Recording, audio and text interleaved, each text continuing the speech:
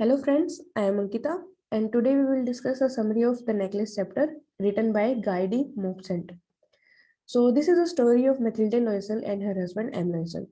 M. Loisel जो कि ministry of education में क्लर्क का काम करते हैं, वो अपनी वाइफ मैथिल्डे लॉयसल से बहुत प्यार करते हैं। लेकिन मैथिल्डे लॉयसल जो कि एक काफी एम्बिशियस लेडी होती है, शी ऑलवेज थॉट कि वो काफी रिच लाइफ डिजर्व करती हैं, लेकिन उन्हें वो मिल नहीं पाई। लेकिन उनके हस्बैंड सारी कोशिश करते हैं उनको खुश रखने की। एक बार जब उनके हस्बैंड एक फैंसी पार्टी का इनविटेशन लेकर आते हैं, तो उनकी वाइफ खुश होने की जगह उदास हो जाती है। तो वो उनसे पूछते हैं कि तुम उदास क्यों हो? तो वो कहती है मेरे पास इस पार्टी में पहनने के लिए कोई सूटेबल ड्रेस ही नहीं है।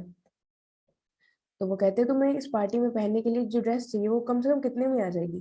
तो वो बताती है मिनिमम 400 फ्रैंक तो लगेंगे। तो वो उन्हें अपनी सारी की सेविंग जो कि 400 फ्रैंक ही है, वो उन्हें दे देते हैं। तो वो 400 फ्रैंक से एक अच्छी सी सूटेबल ड्रेस लेके आती हैं। और कुछ दिनों बाद उनकी वाइफ दोबारा से सैड हो जाती है। तो वो पूछते हैं अब क्या हुआ? तो शी सेड कि मेरे पास इस ड्रेस के साथ पहनने के लिए कोई अच्छी सी ज्वेलरी तो है ही नहीं। तो वो कहते हैं कि तुम फूलों की माला क्यों नहीं पहन लेती हो, तुम तो उसमें भी सुंदर ही लगोगी। तो वो कहती है मैं माला पहन के खुद का मजाक नहीं उड़वाने वाली। तो उनके हस्बैंड उनको आइडिया देते हैं कि why don't you borrow from your friend Jeanne Forestier.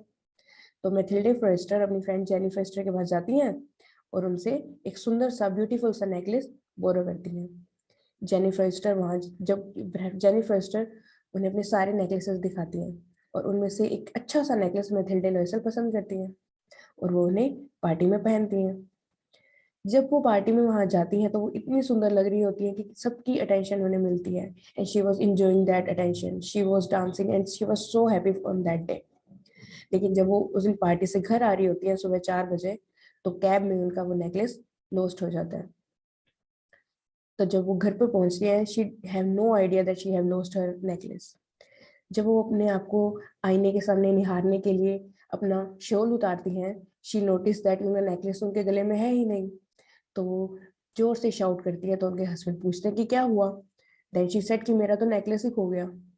तो उनके हस्बैंड वापस उसी रास्ते पर जाते हैं सुबह 4 बजे और शाम को 7 बजे तक वो नेकलेस ढूंढते हैं और उन्हें वो नेकलेस कहीं भी नहीं मिलता।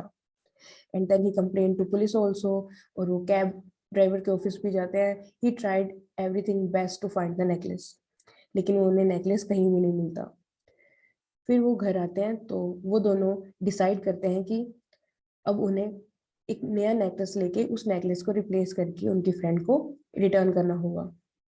तो उनके हस्बैंड कहते हैं कि तुम अपनी फ्रेंड को लेटर लिखो और उसमें लिखो कि तुमसे उस नेकलेस की हुक टूट गई है। ठीक है। तो वो ऐसे ही करती है, एक लेटर लिखती है अपनी फ्रेंड को कि मेरे से हुक टूट गई है और हमें कुछ दिन चाहिए उसको रिटर्न करने के लिए। तो उन दिनों में वो वैसा ही एक नेकलेस ढूंढते हैं, रियल नेकलेस मार्केट में। और उन्हें वैसा एक नेकलेस मिल जाता है, लेकिन उसकी वैल्यू होती है 40,000 फ्रैंक, जो कि इनके बजट से कोसों दूर थी। लेकिन उन्हें वो बार्गेनिंग करने के बाद 36,000 में मिल रहा होता है। 18,000 तो उनके पास होते हैं जो उन्हें अपने फादर से इनहेरिटेंस में मिले होते हैं, और बाकी के 18,000 वो मार्केट से और अपने फ्रेंड से बोरो करते हैं। और उन्हें इस रकम को चुकाने के लिए 10 साल लग जाते हैं। और इन 10 सालों में वो हर तरीके का हार्ड वर्क करते हैं, दोनों के दोनों। उनके हस्बैंड ऑफिस में कॉपी करने का वर्क करते हैं और भी पार्ट टाइम जॉब्स करते हैं। और मैथिल्डे लॉयसल जो कि ब्यूटी कॉन्शियस थी, लुक कॉन्शियस थी, अब वो अपनी सारी मेड्स को वो हटा चुकी होती है और घर का सारा काम खुद करती हैं। और अब उन्हें कोई फर्क नहीं पड़ता वो कैसी दिख रही है, वो काफी स्ट्रॉन्ग लेडी बनके उभर आती हैं। और 10 सालों बाद जब उन्हें एक दिन कहीं गार्डन में फ्रेंड्स फ्रेस्टर मिलती हैं, तो शी थॉट कि आज उन्हें अपनी फ्रेंड को बता ही देना चाहिए कि उनके साथ क्या हुआ, क्योंकि अब वो सारा कर्जा तो उतर चुका है and she now can tell her ना। तो वो अपनी फ्रेंड के पास जाती हैं। पहले तो जेनी फ्रेस्टर उनको पहचानती ही नहीं है। जब वो उनको बताती हैं कि मैं मैथिल्डे हूँ, तब उन्हें लगता है कि तुमने ये अपने हालात क्या कर लिए। तो वो बताती है कि ये कहीं ना कहीं तुम्हारी वजह से हुआ है। तो जेनी फ्रेस्टर पूछती है मेरी वजह से कैसे? तो वो कहती तुम्हें याद है मैंने तुम्हारा नेकलेस बोरो किया था? She said yes I remember that. तो वो कहती वो नेकलेस मुझसे खो गया था और उसको रिटर्न करने के लिए, उसको रिप्लेस करने के लिए हमने जो पैसे उधार लिए थे उसको चुकाने के लिए हमें 10 साल लग गए। तो जब वो सुनती है जेनिफर स्टर, तो वो काफी शौक हो जाती है। तो वो कहती है कि तुम्हें उस नेकलेस को चुकाने के लिए 10 साल लग गए? तो वो कहती है हाँ।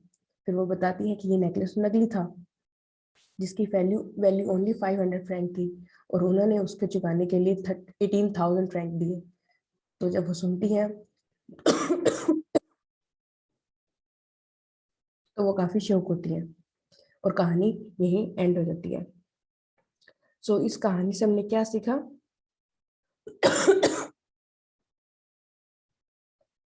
इस कहानी से हमने सीखा कि हमें जितनी हमारी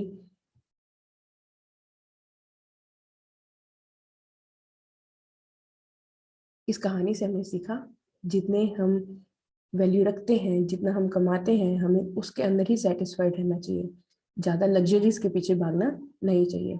सो I hope you have enjoyed this video. If you have, then please like this video and share this video with your friends, and thank you for watching this video.